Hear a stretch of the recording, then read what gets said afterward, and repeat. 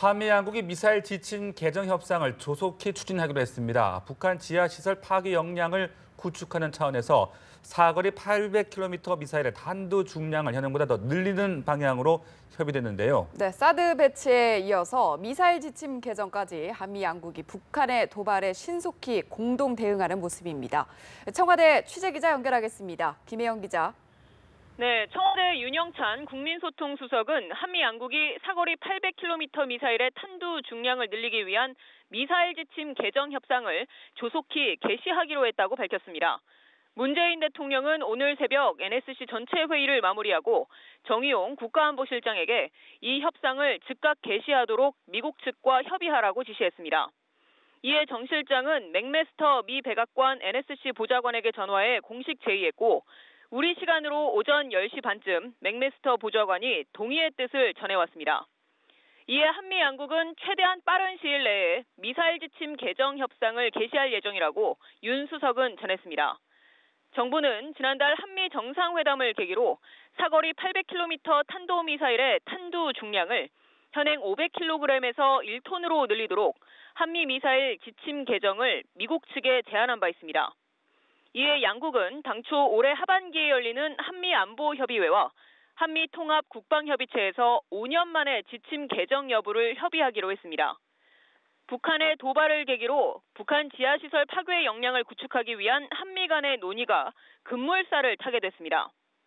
사드 배치에 이어 미사일 지침 개정까지 한미 양국이 북한의 도발에 신속히 공동 보조를 맞추는 모습입니다.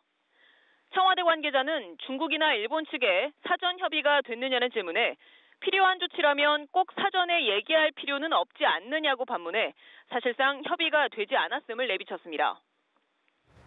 네, 문재인 대통령이 이번 북한의 도발을 계기로 기존 대북 전략에 큰 수정을 가하는 모습인데요. 문 대통령이 동북아 안보 구도 변화 가능성까지 언급했다고요. 네, 그렇습니다. 문재인 대통령이 북한의 ICBM급 미사일 도발이 동북아 안보 구도에 근본적인 변화를 가져올 가능성이 있다고 판단했습니다. 윤영찬 수석은 문 대통령이 NSC 전체 회의에서 이렇게 언급했다고 밝혔는데요. 문 대통령의 이 발언은 북한이 미국 본토까지 타격할 수 있는 미사일 수준을 확보한 만큼 기존 전략의 판이 뒤흔들릴 수 있다는 인식에 따른 것으로 보입니다. 따라서 종전과 차원이 다른 전략적 대전환이 필요하다는 판단하에 큰 틀에서 대북 전략을 수정하는 모습입니다. 가장 단적인 사례가 사드 잔여 발사대 4기의 추가 배치 지시입니다.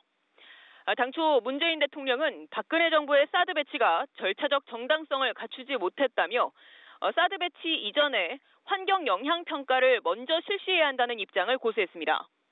그러나 이번 북한의 도발을 계기로 한 발 물러서서 발사대 4기를 우선 신속히 임시 배치한 뒤에 환경 영향 평가를 하겠다는 결단을 내렸습니다.